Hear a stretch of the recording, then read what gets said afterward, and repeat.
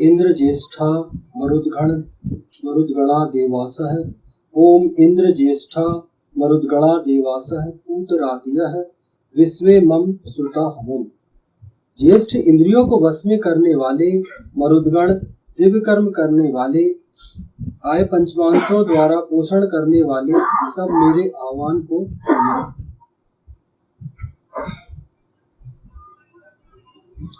ये ऋग्वेद के प्रथम मंडल के 23वें सूक्त का 8वां मंत्र लिया गया। तो इसमें विशेषताएं दी गई है। पहला, वे दिव्य कर्म करने वाले हों। जो चंचल प्रवृत्ति वाले और मरने मारने पर उतारू व्यक्तियों को इस मंत्र में अपनी इंद्रियों को वश में करने के अतिरिक्त दो और विशेषताएं उत्पन्न करने को कहा गया। वे दिव्य कर्म करने वाले हों। ईशान परम परमात्मा ने प्रत्येक मनुष्य के अंदर परिवर्तित होने की शक्ति प्रदान की। चंचल प्रवृत्ति और मरने मारने पर उतारू रहने वाले व्यक्ति भी अपनी इंद्रियों को वश में करके दिव्य कर्म करने वाले बन सके। यही जो मैंने अभी बताया कि अपनी प्रवृत्ति पर अंकुश लगाए और इंद्रियों को वश में करें और दिव्य कर्म करने वाले बने। सत्कर्म करने, दिव्य कर्म मतलब सत्कर्म करने वाले, अच्छे कर्म करने वाले बने, ताकि आपका भी नाम हो, आप भी प्रगति करो, परिवार भी प्रगति करे, समाज भी प्रगति करे, देश भी प्रगति। एक अच्छे समाज की कल्पना आप अकेले नहीं कर सकते, हर व्यक्ति को लेके चलना पड़ेगा। और ईशान ने कहा है, वेद में ईश्वर ने कहा है कि भांति भांति के मनुष्य हैं इस दुनिया में, भांति भांति की सोच रखने वाला है क्या नहीं? नई नई सोच रखने वाले हैं, अलग अलग, कौन क्या सोच रहे, सबके लिए स्थान है हिंदू धर्म में सबके लिए स्थान है। लेकिन आपको दिव्य कर्म करने वाले बनना पड़ेगा। पहले तो आप अपनी शक्तियों को पहचानो कि आपके गुण क्या है और दुर्गुण क्या है, और आपके जो गुण है आप उन्हें बढ़ाइए, और आपके जो दुर्गुण है उन पर अंकुश लगा के उन्हें सत्कर्म की ओर प्रेरित करना है। तब इस समाज को आप कुछ दे सकते हैं और तब आप अपना भी विकास कर सकते हैं। दूसरी विशेषता है, आय पंचमांसों द्वारा पोषण करने वाले हों। वे कर्मठ हों तथा धर्म सम्मत ढंग से आजीविकोपार्जन करने वाले, तथा अपनी हर वैध आय का 5वां हिस्सा जनहित हेतु व्यय करें।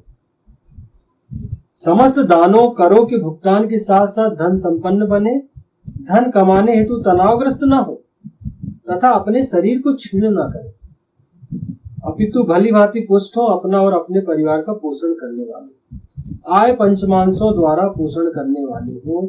आय पंचमांश, अपनी आय का 5वां हिस्सा सत्कर्म करने के लिए खर्च करें, समाज में अच्छे कामों के लिए दान करें।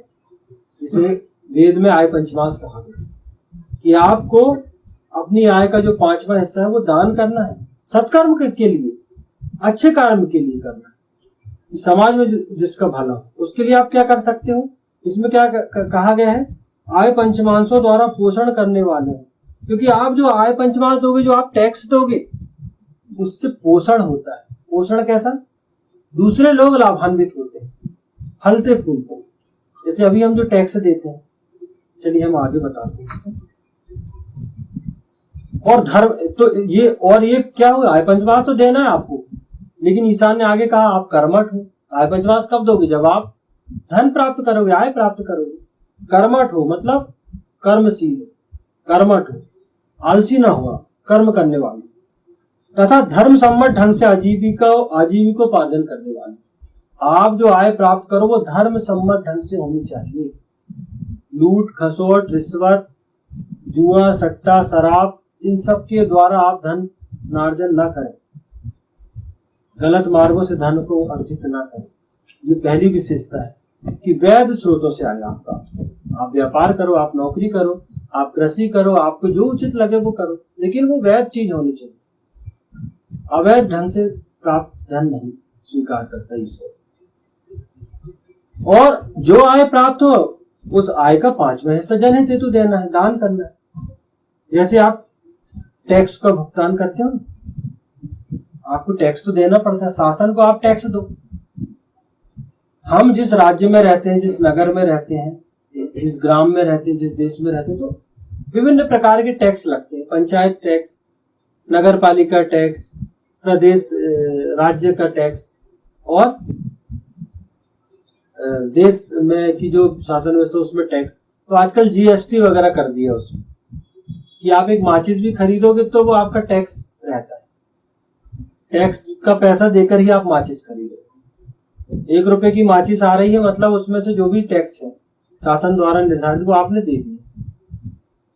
वो एक्चुअल माचिस है कितने की, 30-40 पैसे या 50 पैसे की, 60 पैसे, बाकी पैसा आप टैक्स का दे रहे हैं।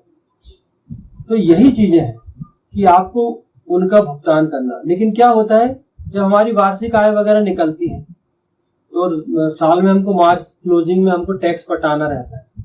जो लोग नौकरी वाले हैं अथवा व्यापारी को एक चीजों समझते हैं, तो क्या होता है, वहां लोग बचाने की कोशिश करते हैं। वहां वो दर्शाते हैं कि हमारी आय नहीं हुई है, या कम करने की कोशिश करेंगे कि हमारी इतनी आय हुई, इतना व्यय हुआ। वास्तविक आय नहीं बताते। हमें बताना चाहिए वास्तविक आय। क्यों? क्योंकि आप बताओगे तो वो पैसा टैक्स में जाएगा ना राज्य शासन को, उसी पैसे से तो सारी चीजें पूरा देश चलता है। तो वहां हमें गलती नहीं करनी चाहिए। वहां हमारे जो निश्चित आय है वो हमें बताएं, और जो निर्धारित जो कर लग रहा है, आय टैक्स लग रहा है, वो हम शासन को दें। क्योंकि जब हम ऐसा करेंगे तभी तो हम अपने देश की अर्थव्यवस्था में अच्छा योगदान दे पाएंगे, और हमारी अर्थव्यवस्था भी उच्च स्तर की होगी। क्योंकि जो धन आय के रूप में, टैक्स के रूप में जाएगा, वही धन तो शासन हम पे खर्च करती है। ये नाली, रोड, ये नल जल, हमारे बच्चों का विकास, स्कूल है, हॉस्पिटल है ना, इतनी चीजें जो चल रही हैं, ये कहाँ से चल रही है?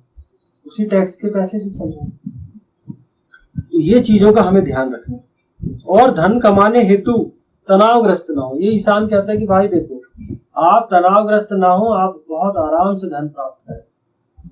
आपको ये नहीं कि जबरदस्ती, आप निश्चित करें आपके परिवार के लिए कितनी आय है, होना चाहिए, उस हिसाब से काम करें। ये नहीं कि दिन रात लगे हैं, ओवर टाइम कर रहे हैं, अपने होश नहीं है, जो निकले तो सुबह से निकले तो रात को 12-12 बजे आ रहा है, बस दिमाग में पैसे। आपको ईशान कहता है, ईश्वर कहता है, अपने लिए भी समय निकालना है। आपको उतना ही काम करना है जितना आवश्यक हो। अपने शरीर के लिए, अपने मन को स्वस्थ रखने के लिए, शरीर को स्वस्थ रखने के लिए, आपके शरीर को आराम मिले, उसके लिए आपको समय निकालना। बिल्कुल तनावग्रस्त होकर धन नहीं कमाना। और आपको अपने परिवार का पोषण करने वाला हो। पोषण मतलब एक होता है कि आपने किसी को अनाज दे दिए, पेट भर दिए, कोई भूखा है तो खाना दे दिया,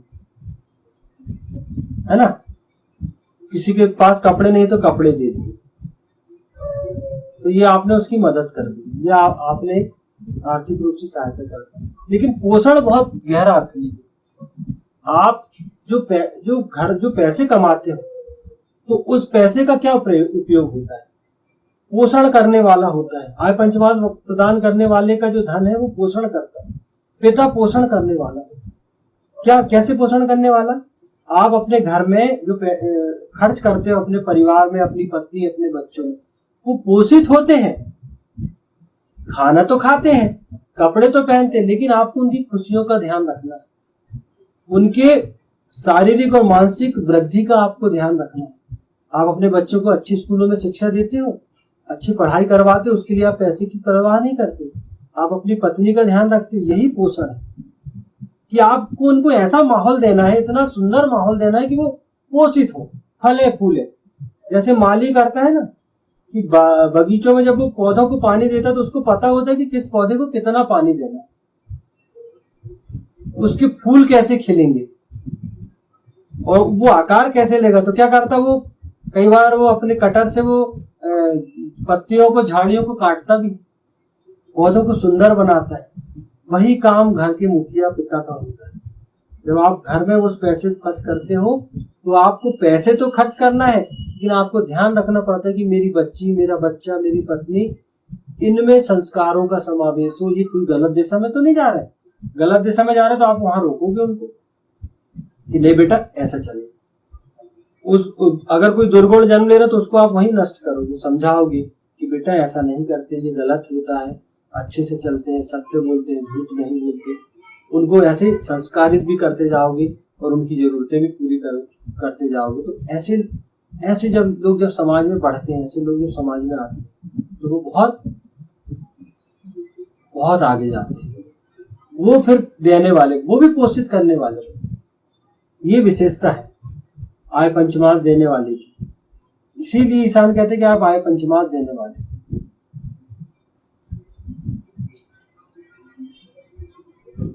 सब मेरे आह्वान को सुने,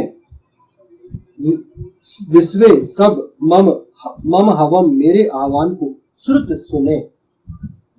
विश्वे मम श्रुता हवम, ईशान परम परमात्मा के आह्वान को हर कोई सुने।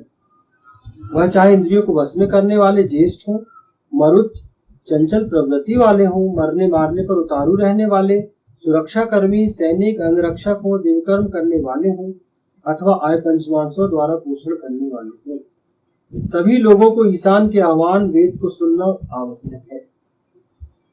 इसमें उन सबका हित है, सबका कल्याण। ईशान कहता है, ईश्वर कहता है मेरे आह्वान को सुनो। विश्वे मम श्रुता हवम, मतलब मैं जो तुमको आहूत करता हूं कि आओ मेरी बात को सुनो, मतलब वेद को सुनो। ईशान ने वेद का निर्माण किया। वेद में हमारे लिए सारी अच्छाइयां दी, हमें समाज में कैसे जीना है इसके विषय में पूरा ईशान ने वेद में बताया। कहता है मेरे आह्वान को सुनो, वेद को पढ़ो, क्योंकि जब आप वेद पढ़ेंगे, वेदों को समझोगे तो आपके जीवन में निश्चित ही परिवर्तन आएगा। क्यों? क्योंकि वेद आपको सृष्टि से जोड़ता है। वेद में सृष्टि के नियम, वेद में विशेषताएं हैं कि भैया आपको ये करना है, ऐसे बनना है और ऐसा आपको व्यवहार करना है। इसलिए ईशान कहता है चाहे वो मरुत हो, चाहे चंचल प्रवृत्ति वाले हो, चाहे मरने मारने पर उतारू होने वाले हो, चाहे आय पंचमास देने वाले हो, सुरक्षा कर्मी हो, सैनिक हो, पुलिस हो, शिक्षक हो, कोई हो, सबको वेद सुनना है, वेद को पढ़ना है। जब आप वेदों को पढ़ेंगे, वेद मंत्रों को आप जब समझेंगे तो आप निश्चित रूप से आपको समझ में आएगा कि जीवन कैसे जीना, क्योंकि वेद आपके लिए ही। वेद में सारे सृष्टि के नियम है, विशेषताएं हैं। वेद सबसे अच्छी बुक है। वेद सबसे एक अच्छा कहना चाहिए मार्गदर्शन है लोगों के लिए। पहले हमारे ऋषि मुनि सब वेद ही तो पढ़ते थे और उसी से शिक्षा प्राप्त करते थे। तो वेद आपके लिए मार्गदर्शन है। अगर आप वेद को पढ़ोगे तो आप जीवन में कभी फेल नहीं हो सकते। पढ़ के आपको उसको सुनना है, उसको मानना है, क्योंकि वेद में सारी चीजें आपके हित के लिए। इसलिए ईशान कहता है, ईश्वर कहता है कि सभी लोग वेदों को सुने। यहां ये नहीं बोला गया कि फलाना ना सुने या फला व्यक्ति ना सुने। वेद सबके लिए, सृष्टि के हर व्यक्ति के लिए वेद है। वो वेद को पढ़े, सुने, समझे और उस पर आचरण करे, तभी व्यक्ति का उत्थान होगा, सर्वांगीण विकास होगा। उसके अलावा अगर आप चाहें तो ये काम बहुत कठिन है, क्योंकि फिर आपको जब आपके अंदर ये प्रवृत्ति जन्म लेगी, जब आप वेदों को समझोगे, वेदों को पढ़ोगे, तो बहुत सारी चीजें आप विशेषताएं आपके अंदर स्वयं जन्म लेगी। एक तो आप उनके अर्थों को समझोगे कि क्यों कहा गया है, उसका कारण क्या है, तो वो चीजें आपको स्पष्ट होती चली जाएंगी। नहीं यार, इसके पीछे ये रीजन। जैसे सभी को पता है कि सभी जो पिता है, जो पालक है, जो मुखिया, वो अपने परिवार को पालन पोषण करते हैं। लेकिन अगर आप उनको ये बताओगे कि आप जो कर रहे हो वो सिर्फ पाल नहीं रहे हो, आप पोषित भी कर रहे हो, तो उसको भी लगेगा यार क्या बता रहे हैं, मैं ऐसा कर रहा हूं क्या। तो देखो कितनी बड़ी बात होगी उसके लिए, हमारे लिए, कि हम अपने पैसों से अपने परिवार को पाल रहे हैं, लेकिन वो पोषित भी तो कर रहे हैं। जब ये भावना हमारे अंदर भरेगी कि भैया हम जो उन्हें अच्छी शिक्षा दे रहे हैं यही तो पोषण है, हम उनके सर्वांगीण विकास का ध्यान रखें। तो ईशान यही कहता है, ईश्वर ने वेद में यही कहा है कि मेरे आह्वान को सुनो। अंततः ईशान का यही आह्वान है ईश्वर का कि वेद की तरफ लौटो, आओ वेदों को पढ़ो, क्योंकि जब आप वेदों को पढ़ोगे तभी आप जीवन में प्रगति कर पाओगे। और जो वेदों को पढ़ता है, जो वेदों को पढ़ता है वो जो वेदों को पढ़ता है वो अपने जीवन में बहुत प्रगति करता है, क्योंकि उसको सारी सृष्टि का नॉलेज हो जाता है, सृष्टि के नियमों का नॉलेज हो जाता है, उसको कैसे आचरण करना उन सब चीजों का नॉलेज होता है, क्योंकि यही सब चीजें हैं वेदों में। विशेषताएं बहुत बताई गई। आप ऋग्वेद पढ़ोगे तो विशेषताओं का ग्रंथ है, यजुर्वेद पढ़ोगे तो राजनीति और परिवार का, ये आपको समाज में कैसे व्यवहार करना। ज्येष्ठ इंद्रियों को वश में करने वाले, मरुदगण दिव्य कर्म करने वाले, आय पंचमांसों द्वारा पोषण करने वाले सब मेरे आह्वान को सुने। इंद्र ज्येष्ठा मरुदगणा देवास पूष रातयः विश्वे मम श्रुता हमम।